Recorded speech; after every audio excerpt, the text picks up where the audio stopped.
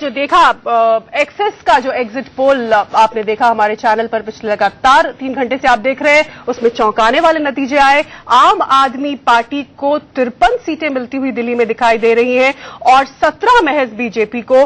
बड़ा नुकसान बीजेपी को इस एग्जिट पोल के मुताबिक और आम आदमी पार्टी को एक बड़ा गेन इस एग्जिट पोल के मुताबिक मिलता हुआ दिख रहा है। हम ग्राफिक्स के जरिए आपको समझाने की कोशिश करेंगे कि आखिर क्या स्थिति बन रही है और कैसे बन रही है। देखिए, कुल सीटें 70 है दिल्ली विधानसभा में, जिसमें 17 बीजेपी को मिल रही है, केवल 53 आम आदमी पार्टी को, और कांग्रेस या तो खाता भी नहीं खोल पाएगी या 2 सीट तक मैक्सिमम ले सकती है।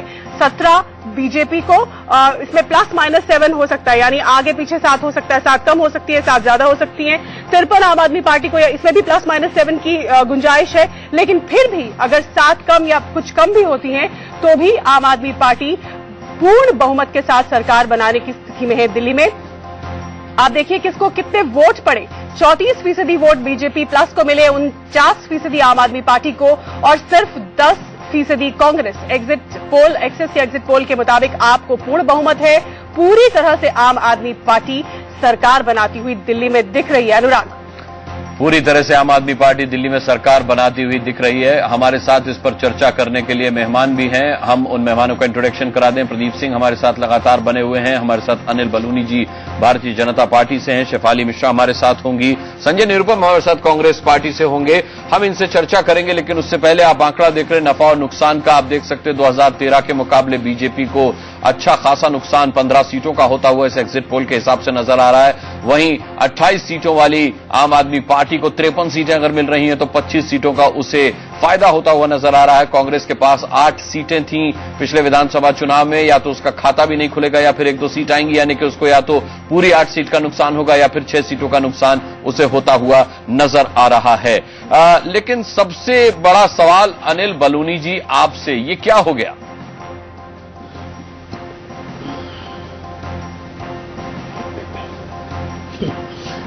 नहीं, अभी कुछ हुआ नहीं है। आप इतना जल्दी कोई किसी अंतिम निर्णय पे मत पहुंचिए। अरे नहीं, किरण बेदी जी ने करेक्शन की उम्मीद जताई थी, लेकिन हमने बताया कि ये फाइनल आंकड़ा भी यही है। 17 सीट से 1 सीट आगे नहीं बढ़ा। 3 से 6 वाला जब प्रतिशत आया तो कुल मिलाकर के थोड़ी चिंता बढ़नी चाहिए, क्योंकि अभी तक उम्मीद ये थी कि आखिरी के 3 घंटों में शायद जो वो प्रतिशत बढ़ेगा उसमें करेक्शन होगा। यहां बिल्कुल करेक्शन नहीं हुआ।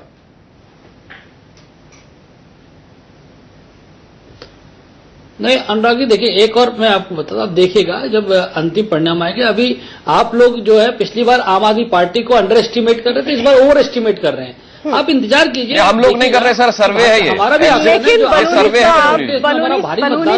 बलूनी जी, 1 सर्वे हो, 2 सर्वे हो तो कोई बात भी हो, सारे सर्वे गलत कैसे हो सकते हैं? और वो भी इतनी ज्यादा मार्जिन के साथ आपकी पार्टी पिछड़ रही है। थोड़ी बहुत मार्जिन होती तो आप शायद ये जो आपकी उम्मीद है अभी भी वो हम उसे समझ सकते थे, लेकिन इतनी ज्यादा डिफरेंस 53 और 17।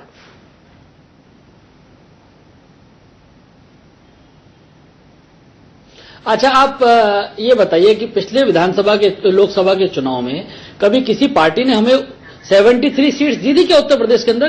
किसी एग्जिट पोल ने हमसे 40 से ऊपर सीट नहीं दी थी। हम उसको डबल से भी ऊपर पहुंच गए।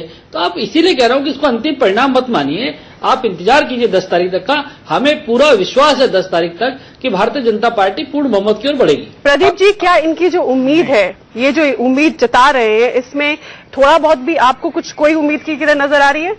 देखिए, जो उत्तर प्रदेश का उदाहरण दिया अनिल बलूनी जी ने, तो हर एग्जिट पोल उस समय भी opinion poll, exit poll BJP को नंबर 1 दिखा रहा था। सीटें कम थी, ये सही बात है कि 40 से ज्यादा नहीं दे रहा था कोई।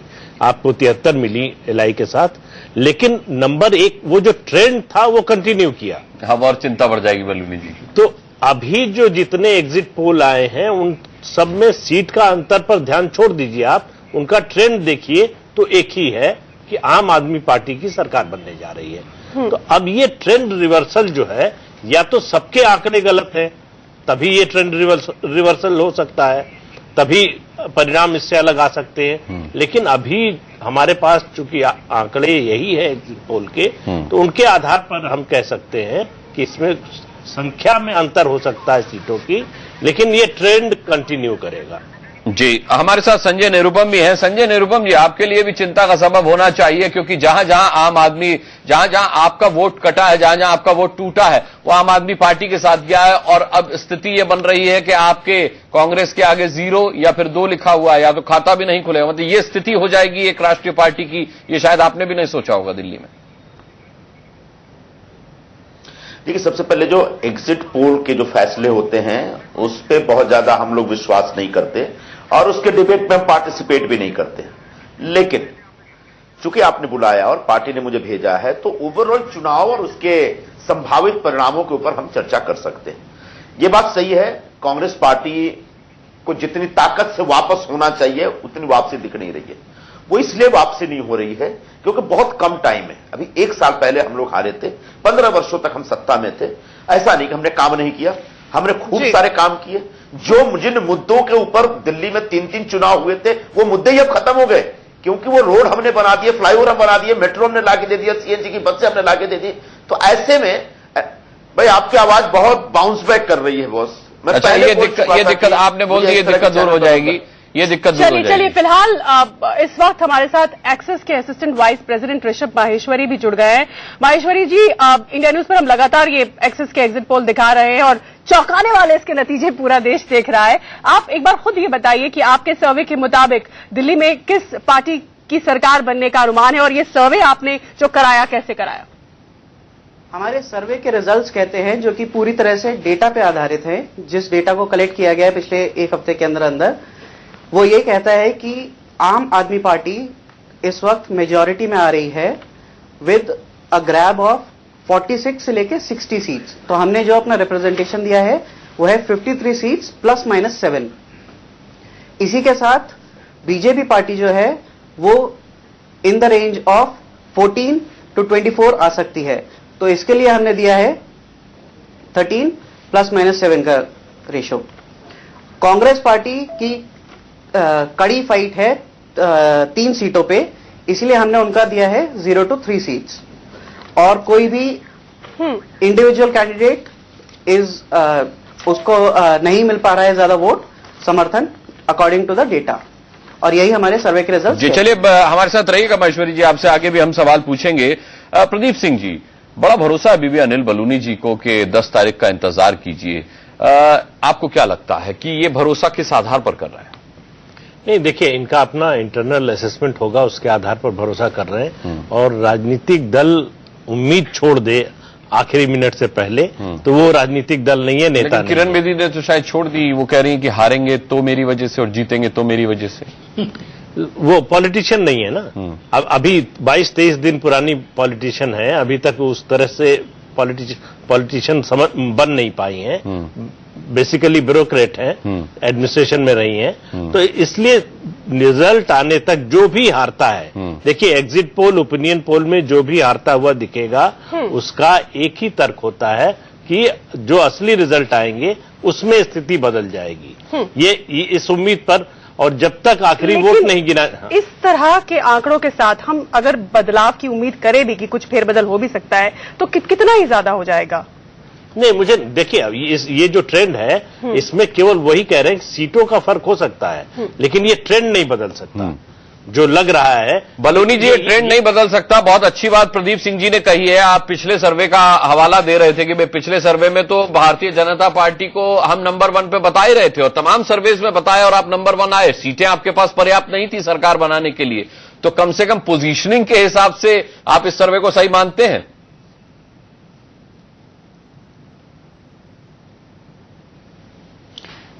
अनुराग जी, मैंने कहा ना, आप देखिएगा 10 तारीख को मायूसी होगी सब जितने एग्जिट पोल वाले हैं उनको। और हमने जो हमारा आकलन है, हमने अपना आकलन कर लिया है।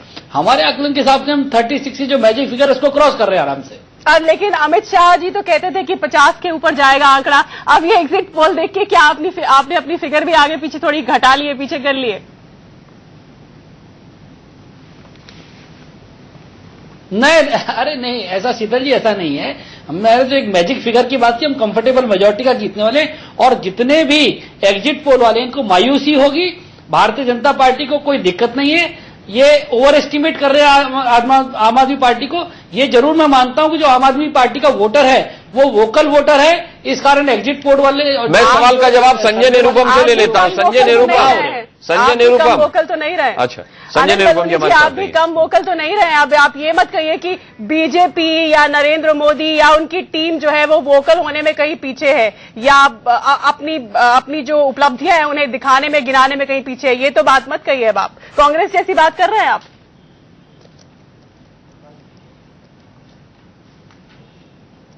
नहीं, कांग्रेस वाली बात नहीं। देखिए शीतल जी, हम बड़े पॉजिटिव पॉलिटिक्स करते हैं और हम कभी घबराते नहीं है। हमारी मानना है कि जो इस वक्त जो आम आदमी पार्टी का वोटर है वो वोकल वोटर है। इस कारण हो सकता है कि उनको लगा हो। और आप बनारस के चुनाव की रिसर्च कीजिए। बनारस के चुनाव में मैंने देखा था, ये लोग इतने वोकल वोटर था इनका, वो शोर मचाता था, हर चौराहे पे खड़े हुए टोपी बांधता था, उससे कई सर्वे वाले गुमराह हो गए थे और उस वक्त इस तरह की बातें। लेकिन बनारस के चुनाव के वक्त हम खुद बनारस में मैं मौजूद थी, महीना 1.5 महीना वहां मौजूद रही। नरेंद्र मोदी की लहर वहां स्पष्ट साफ दिखती थी। बेशक इनके वोटर्स जो है वो वोकल रहे होंगे, लेकिन नरेंद्र मोदी की लहर साफ स्पष्ट दिखती थी। लेकिन पिछले दिनों हमने दिल्ली में जो देखा, जिस तरह की इनफाइटिंग हम बीजेपी में देख रहे थे, किरण बेदी की प्रोजेक्शन को लेकर ऑब्जेक्शन हम देख रहे थे, वो सब तस्वीर वाराणसी में मैंने आपको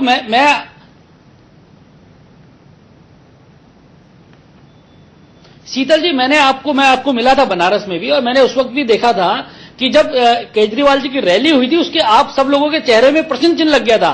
केजरीवाल जी की रैली को देखकर किस तरह हर चौराहे पे आपको ध्यान होगा झाड़ू लेके खड़े होते थे, किस तरह से टोपी लेके खड़े होते थे, वोकल वोटर होता था, रिक्शे वाला होता था, तो उससे लोग गुमराह होते थे। और निश्चित तौर पे एग्जिट पोल और जो ओपिनियन पोल के जो लोग हैं वो निश्चित तौर पर गुमराह होते हैं। दिल्ली में वही हो रहा है। आप इंतजार कीजिए 10 तारीख का, और 10 तारीख को मैं आपको कह रहा हूं शीतल जी, मैं आपके चैनल में बैठूंगा और मायूसी होगी इन सब लोगों को।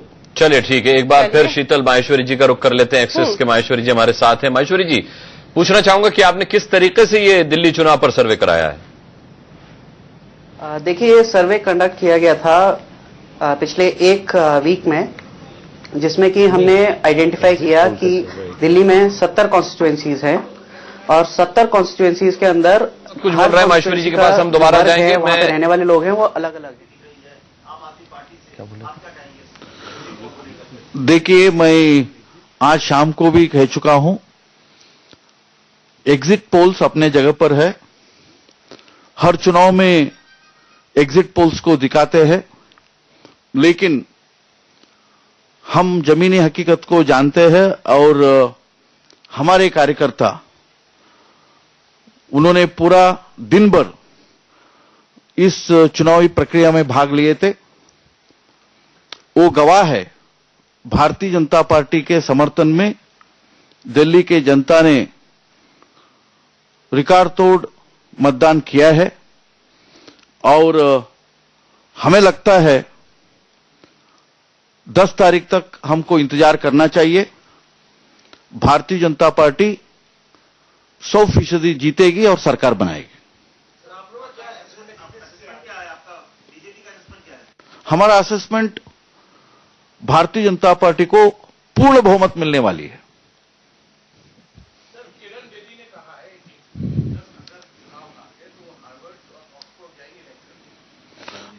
देखिए, ऐसे उन्होंने नहीं कहा है, और बेदी जी ने ये कही है, यानी हम 10 तारीख का इंतजार करें। और वो भी कॉन्फिडेंट है, पार्टी भी कॉन्फिडेंट है, हम जीतेंगे और पूर्ण बहुमत से सरकार बनाएंगे। बहुत धन्यवाद। धन्यवाद जी। अब प्रदीप जी, ये तो कह रहे हैं कि पूरी तरह कॉन्फिडेंट, लेकिन के चेहरे के भाव जो आप पढ़ रहे हैं और हम मायूसी दिख रही है चेहरे पर, मतलब पूरी तरह से। और पूर्ण बहुमत से सरकार बनाएंगे। बहुत धन्यवाद। धन्यवाद जी।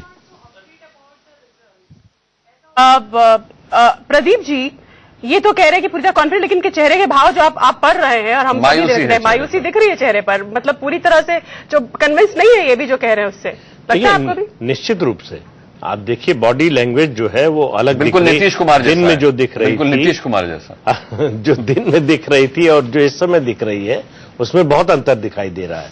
तो एग्जिट पोल का देखिए, ओपिनियन पोल में फिर भी गुंजाइश रहती है कि किस समय लिया गया, उसके बाद ये घटना हो गई, उसका असर नहीं आया।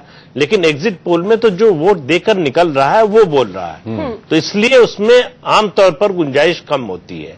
लेकिन नरसिम्हा राव जी जो कह रहे थे, वो भाई खुद सेफोलॉजिस्ट रहे हैं, वो एक टेक्निकल तर्क दे रहे थे, हो सकता है वो सही हो, लेकिन अभी जो आंकड़े हैं उनसे ये लगता नहीं कि एकदम उल्टा हो जाएगा कि बीजेपी की सरकार बन जाएगी, आम आदमी पार्टी बिल्कुल पीछे चली जाएगी।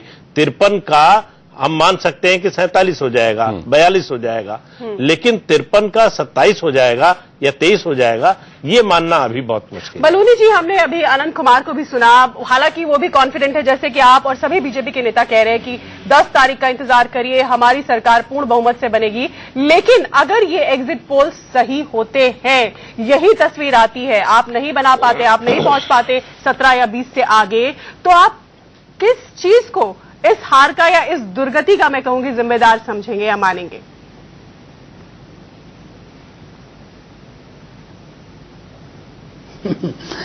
शीतल जी, जो चीज होने वाली नहीं है उसके बारे में कैसे बात कर लें?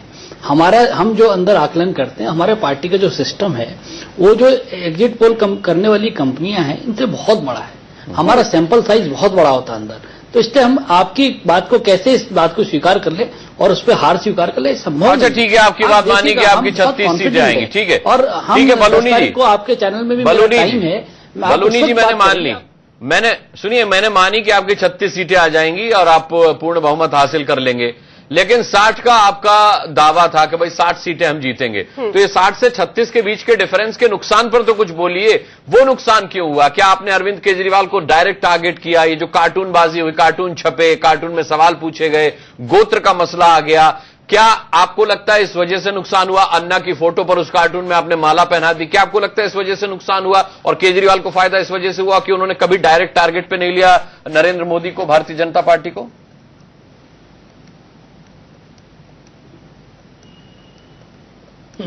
अनुराग जी, जब तक रिजल्ट आया नहीं, अरे मैं तो कह रहा हूं 36 सीटें आ गई आपकी, भाई मैं तो 60 से 36 के बीच के डिफरेंस का कारण पूछ रहा हूं। कारण क्यों गिनवा रहे? मैं तो 60 से 36 के बीच के डिफरेंस का कारण पूछ रहा हूं, ये डिफरेंस क्यों आ गया? आप बिल्कुल कोई,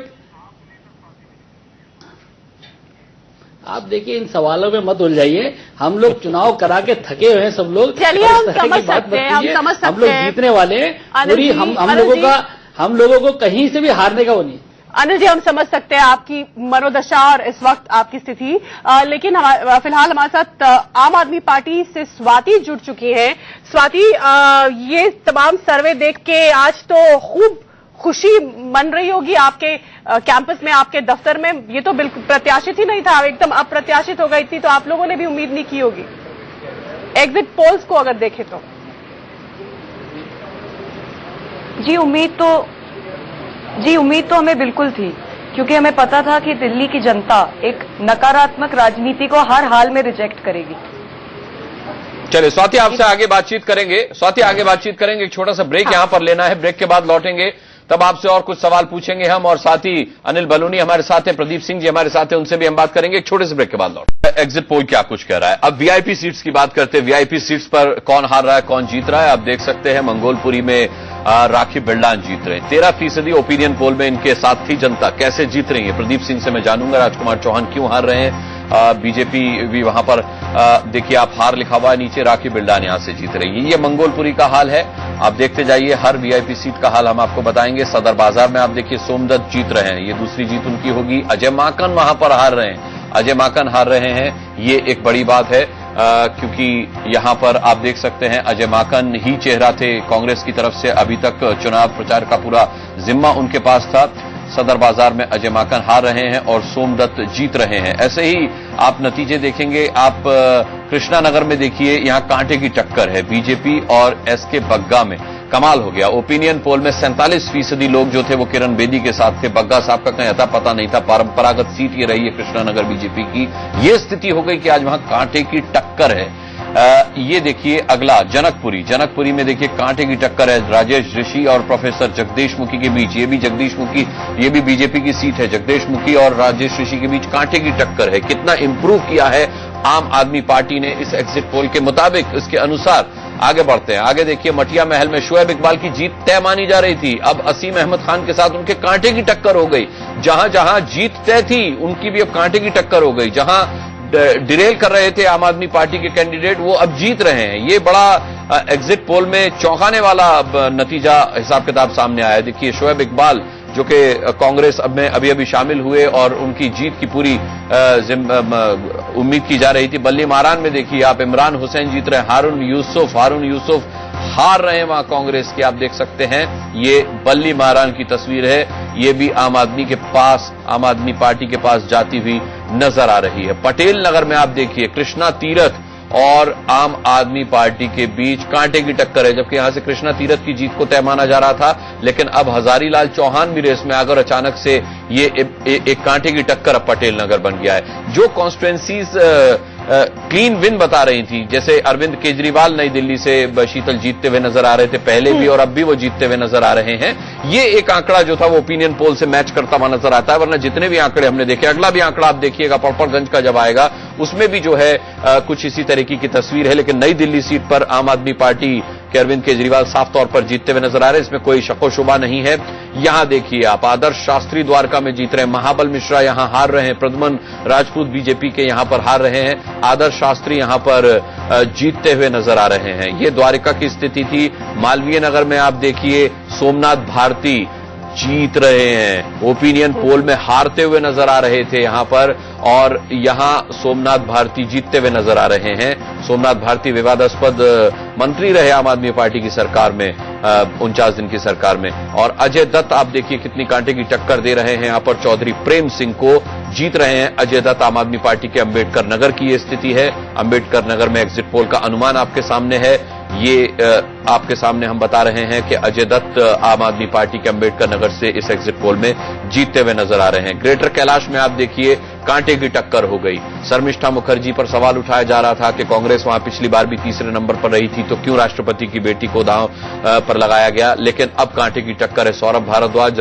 राकेश कुमार गुलैया और शर्मिष्ठा मुखर्जी के बीच, तीनों के बीच ये बड़ी खबर है अपने आप में। विनोद कुमार बिन्नी कैसे हार सकते हैं पड़पड़गंज से, जबकि वो ओपिनियन पोल में जीतते हुए नजर आ रहे थे। मनीष सिसोदिया के खिलाफ गुस्सा था लोगों में पड़पड़गंज के, लेकिन मनीष सिसोदिया जीत रहे हैं इस एग्जिट पोल के अनुमान के हिसाब से। प्रदीप सिंह जी, ये क्या हो गया है? जहां पर आम आदमी पार्टी के खिलाफ गुस्सा देखा जा रहा था, राखी बिरला, मनीष सिसोदिया, दो ऐसे नाम थे जो ओपिनियन पोल में हार रहे थे, सोमनाथ भारती, हाँ सोमनाथ भारती, और ये जीत रहे हैं यहां पर। और जहां पर बीजेपी के जीतने की पूरी उम्मीद थी, जैसे कृष्णा नगर, वहां कांटे की टक्कर में तब्दील हो गया मामला। क्यों कहते हैं ना, विनर टेक्स ऑल, तो वो स्थिति है कि जब 47-48% जिस पार्टी को वोट मिलेंगे, तो आप ये उम्मीद नहीं कर सकते कि फिर उसका कोई कैंडिडेट जो है, जो बड़ा नेता है खासतौर से, वो हारेगा।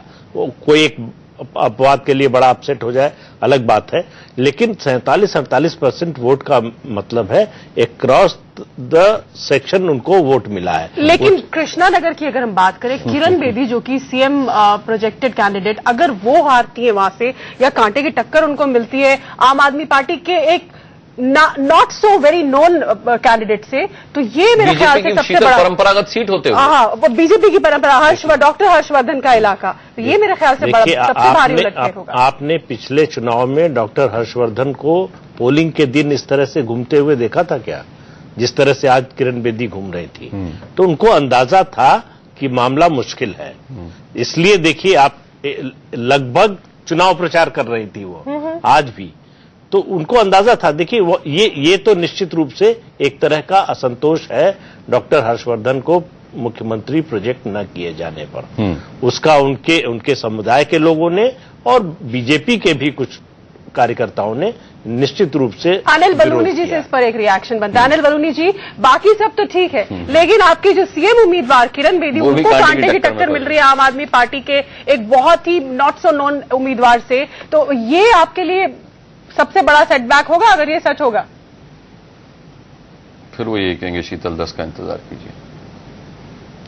कांटे की टक्कर पर तो रिस्पॉन्ड जब आप जब इस जो हार जीत नहीं कह रहे हो, कांटे की टक्कर विश्वास करेंगी जिसपे नहीं देखिए, जब आप 53 सीट आपका एग्जिट पोल दिखाएगा आम आदमी पार्टी, तो निश्चित तौर पर हर सीट डाइसी हो जाएगी। और कृष्णा नगर की सीट पर हम मानते हैं कम से कम 15 से 17% या 20% का अंतर हमारा रहेगा।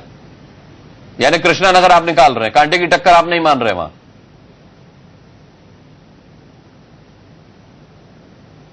नहीं, बिल्कुल नहीं अनुराग जी, बिल्कुल नहीं। और इस कृष्णा नगर का जब आपने रिजल्ट बताया है, जो आपका आकलन बताया है, उसके बाद तो मुझे पूरे जो आपका पूरा एग्जिट पोल है इस पे संदेह और ज्यादा गहरा जाता है। चलिए ये भी एक जो पीछे होता है वो संदेह करता ही है। इसमें पड़पड़गंज पे प्रदीप जी एक मैं रिएक्शन जरूर आपका चाहूंगा। वहां पर मनीष सिसोदिया इस बार पिक्चर में नहीं दिखाई दे रहे थे, विनोद कुमार बिन्नी को वहां से उतारा गया, विनोद कुमार बिन्नी नई दिल्ली नहीं भेजे गए, पड़पड़गंज लाए गए मनीष सिसोदिया, लेकिन अब क्लियर विन दिखाई दे रही मनीष सिसोदिया के एग्जिट। देखिए जब पार्टी की हवा चलेगी, ये तो मतलब अगर 53-54 सीट आ रही है और 48% वोट आ रहे हैं तो ये तो लहर है। लहर में फिर अगर मनीष सिसोदिया हार जाए तो ये तो बड़े आश्चर्य की बात होगी। तो अगर सामान्य चुनाव होता तो शायद ये स्थिति ना होती, लेकिन लहर में तो बड़े नेताओं का जीतना लगभग तय ही माना लहर जाता है। केजरीवाल की लहर, जैसे हम मोदी लहर की बात करते आए हैं। निश्चित रूप से ये आम आदमी पार्टी और अरविंद केजरीवाल की लहर है जो एग्जिट पोल में दिखाई दे रही है। बिल्कुल। स्वाति, मैं आपसे पूछना चाहूंगा यहां पर कि एग्जिट पोल के नतीजे बता रहे हैं कि 3/4 बहुमत के साथ दिल्ली में आम आदमी पार्टी की सरकार बनेगी। सबसे बड़ी वजह इसकी क्या मानते हैं आप?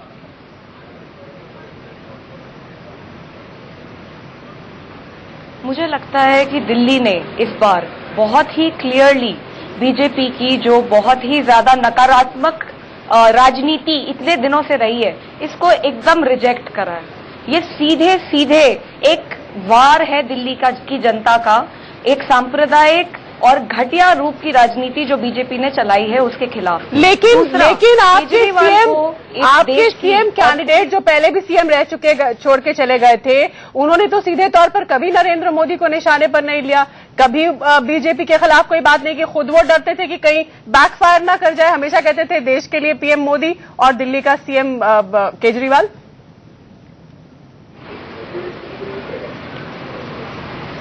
देश में पूरी देश की जनता ने प्रधानमंत्री को एक मैंडेट दिया है, लेकिन दिल्ली में भाजपा कोई भी किसी भी प्रकार का कोई भी प्लान नहीं दे पाई है और दिल्ली की जनता को वो साफ दिखता है। 49 दिन में जो काम आम आदमी पार्टी की सरकार ने दिल्ली में करके दिखाया, इतने सालों से वो बीजेपी कभी नहीं कर पाई। 8 साल से एमसीडी में बीजेपी है, क्या काम कर लिया? हम सफाई अभियान की बात करते हैं, लेकिन एक्चुअली अगर आप देखें तो एमसीडी के हाथ में सफाई है। क्या काम करती है एमसीडी? जनता को बेवकूफ नहीं बना सकते, और ये इस बार बिल्कुल क्लियर हो गया है। जनता इस पूरी नकारात्मक सोच, इस नकारात्मक राजनीति, ठीक है स्वाति, जनता को बेवकूफ नहीं बना सकते, बिल्कुल आपने अरविंद केजरीवाल स्टाइल में बोला ये बात। मैं आपसे ये पूछना चाहूंगा कि अभी बीजेपी इस पूरे एग्जिट पोल को और तमाम चैनल्स के एग्जिट पोल को संदेह की नजर से देख रही है। स्वाति, उनका कहना है कि 10 तारीख को तस्वीर बदल जाएगी, उसके लिए तैयार हैं आप?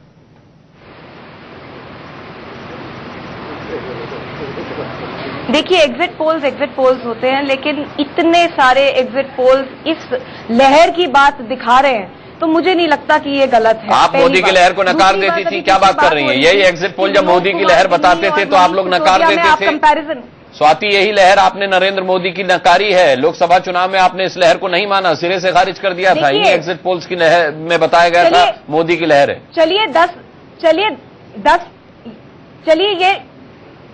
चलिए ये तो 10 तारीख को देख लेंगे, लेकिन मैं एक बात जरूर बोलना चाहूंगी। अभी आपने ये बोला कि विनोद कुमार बिन्नी की सकारात्मक राजनीति और मनीष कुमार सिसोदिया को ओपिनियन पोल बेकार दिखा रहे थे। आप पटपट दिखा रहे थे। आप गलत बोल रही हैं। हमने सकारात्मक राजनीति तो शब्द का इस्तेमाल ही नहीं किया। हार जीत की बात कर रहे थे स्वाति, हम हार जीत की बात कर रहे थे। राजनीति अभी वो करी कहां पाए, राजनीति बिन्नी करी कहां पाए। मैं समझती हूँ कि हम वो ठीक है, हम उनकी हार का भी आंकलन कर रहे थे, लेकिन विनोद कुमार बिन्नी किस बिना पे जीतेंगे? विनोद कुमार बिन्नी ने करा क्या है दिल्ली के लिए? विनोद कुमार बिन्नी का क्या कंट्रीब्यूशन है? बस एक पार्टी में अगर उनको मिनिस्टर नहीं बनाया तो वो दूसरी पूरी जिम्मेवारी मैं लूंगी, क्योंकि मेरे में विश्वास अगर डाला है उन्होंने, क्यों अगर का मतलब ही नहीं, विश्वास डाला, इतना प्यार दिया, इतना इज्जत मान दिया, इतना विश्वास दिया, मैं इसकी पूरी जिम्मेवारी लूंगी। पूरी जिम्मेवारी, किसी को और कहने की जरूरत नहीं, क्योंकि जब मुझे उन्होंने पूर्ण जिम्मेवारी दी, लेकिन मैं आपको बता सकती हूँ मैंने उसमें से 1 मिनट भी वेस्ट नहीं किया। जब से मुझे जिम्मेवारी दी गई मैंने अपना हर मिनट इस काम के लिए त्यागा। आप कार्यकर्ताओं के लिए कल और परसों धन्यवाद का दिन है। हमने आपके लिए पार्टी ऑर्गेनाइज की है कल और परसों रिजल्ट से पहले। रिजल्ट कोई भी हो, हम अपने कार्यकर्ताओं को कभी भी उनका अभाव नहीं पूरा कर सकते जो अंत तक काम किया, उन्होंने अंत तक सेवा की है। तो इसलिए मैं अभी भी कहूंगी और तमाम मीडिया का आपका भी बहुत बहुत धन्यवाद करती हूँ। किरण बेदी को हम सुन रहे थे और अब अनिल बलूनी जी के पास जाएंगे। अनिल बलूनी जी, आज जबकि आपकी पार्टी, हर प्रवक्ता, हर कोई आपकी पार्टी का जुड़ा नेता ये कह रहा है कि 10 तारीख का इंतजार करो, बिल्कुल उलट नतीजा होगा। किरण बेदी ये कहती हैं कि अगर हार भी होती है तो मैं इसके लिए जिम्मेदार होंगी और उनके हाव भाव से भी लग रहा था कि वो थोड़ा सा शेकन अप है। मतलब तो ऐसा नहीं लग रहा कि वो 7 की शाम रिएक्शन दे रहे हैं, ऐसा लग रहा है 10 की शाम रिएक्शन दे रही हैं।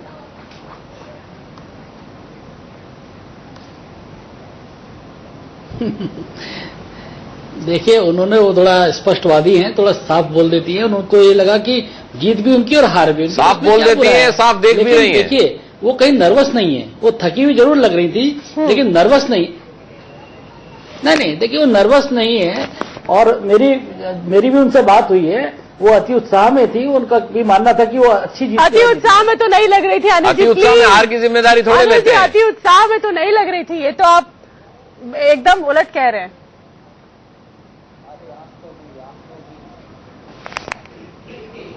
क्या शीतल जी दोबारा दोहराएंगे? मैं ये कह रही हूँ कि अति उत्साह में तो कतई नहीं लग रही थी वो।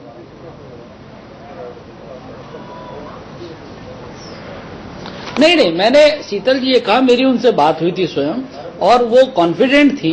वो जहां गई हैं, उन्होंने दिल्ली में बड़ी एक्सटेंसिव अनिल बलूनी जी से पहले बात हुई थी, इसके बाद बहुत ज्यादा घूमी है। अनिल बलूनी जी जो कॉन्फिडेंट होते हैं, जो अति उत्साहित होते हैं, वो ये नहीं कहते कि अगर हारेंगे तो मेरी वजह से हारेंगे, वो ये नहीं कहते हैं। वो कहते हैं कि हम जीतेंगे जीतेंगे, जैसे कि आपकी पार्टी का हर शख्स आज कह रहा है कि 10 तारीख का इंतजार करिए।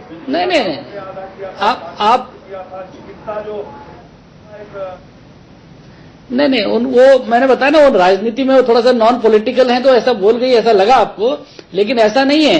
वो कॉन्फिडेंट है। मेरी स्वयं उनसे बात हुई है और वो पूरे विश्वास में है कि भारतीय जनता पार्टी एक बड़ी जीत की ओर जा रही है। स्वाति कुछ कहना चाह रही है। स्वाति,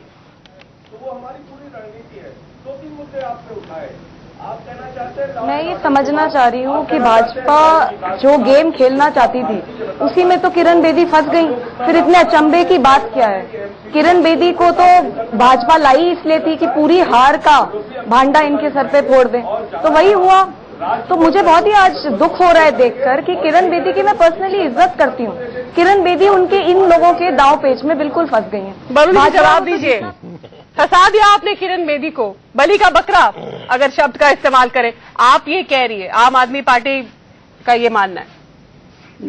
देखिए, आम आदमी पार्टी के लोग, शीतल जी, आम आदमी पार्टी के लोग कहते हैं किरण बेदी जी की इज्जत करते हैं। किरण बेदी जी के ऊपर जिस तरह की इन्होंने बात की, जिस तरह के इन्होंने आरोप लगाए किरण बेदी जी के, वो आरोप लगाने वाले आरोप नहीं थे। और जहां तक ये बात करते हैं, गुमराह करते हैं हर वक्त ये इनको समझना चाहिए। अब चुनाव खत्म हो चुका है। जिस तरह की नेगेटिव राजनीति आम आदमी पार्टी करती है, भारतीय जनता पार्टी के दर्शन में, भारतीय जनता पार्टी की फिलॉसफी में ये नहीं है। चलिए, कभी नेगेटिव पॉलिटिक्स। चलिए ठीक है, अब तो साहब जनता तय कर चुकी है, जनता अपना फैसला ईवीएम में कैद कर चुकी है। ये एग्जिट पोल के नतीजे हैं, इन्हें कतई नतीजा नहीं माना जा सकता। नतीजे के लिए 2 दिन का इंतजार करना पड़ेगा। 10 तारीख को नतीजे आएंगे और सबसे तेज नतीजे आप इंडिया न्यूज पर देख पाएंगे। फिलहाल इस डिस्कशन में इतना ही, लेकिन दिल्ली की जो राजनीतिक हालात हैं, जो पेचोखम है, उस पर हमारी नजर रहेगी। हम इस पर समय समय पर बैठते रहेंगे, चर्चा करते रहेंगे। फिलहाल इस चर्चा में इतना ही। वक्त एक छोटे से ब्रेक का।